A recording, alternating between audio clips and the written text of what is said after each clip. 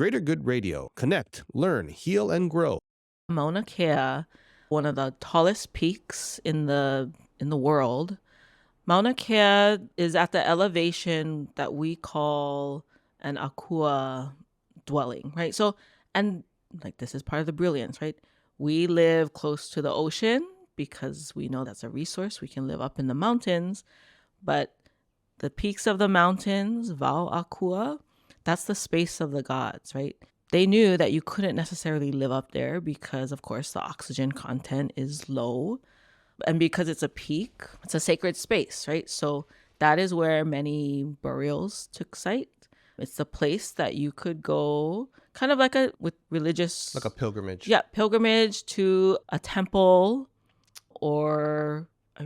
a vahipana, a sacred site. So is that where the veil between like the spirit realm and ordinary reality? Is that what it is? I'm sure that there are portals there, I guess, for lack of a better word, portals. I actually think that there are spirits that dwell everywhere. Mm-hmm. But I'd say, in my mind, that's where most of them dwell. And that's because it is closest Or where the veil is thinner. Yeah. Somehow. Yeah. And that to Hawaiians is important because in Hawaiian culture, you know your mo'okua, how you know your genealogy, and all genealogies trace back to the gods. It's your tether to your ancestors, and it's your tether to that insight that your ancestors hold. And we believe, I believe, that they are sending you messages in the same way that you pule to them, right? Like when someone is sick, you want to offer a blessing or a prayer, you put it out into the universe. I believe that something actually happens with that message and it goes somewhere. Not everybody does, but it's like when you say like, oh, I haven't seen Nolan in so long. Watch, I can run into him at Long's, right? Or Costco or Kahala Mall. That's where I usually end up seeing him. And it's because I put that intent out there. It's because I put that message out there. It goes somewhere.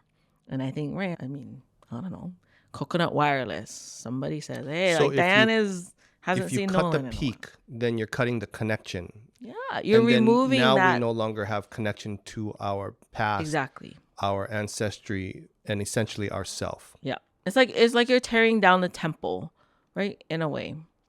Which you can always say, right? Like, oh, the temple is in you. It's not in these physical spaces. But for Hawaiians, the land and the aina are those physical spaces. They are representation of our akua. And they are the messages. My kumu, Snowbird, always says that hula is like the PowerPoint of our ancestors, right?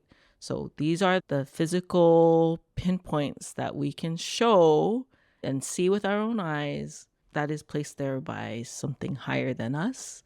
And we have this reciprocity with the aina, with the world, right? Like you take care of the land is going to take care of you. If you resonate with Greater Good Radio, please join our community at www.greatergoodradio.com, where you can get access to exclusive content and offerings. Hope to see you soon.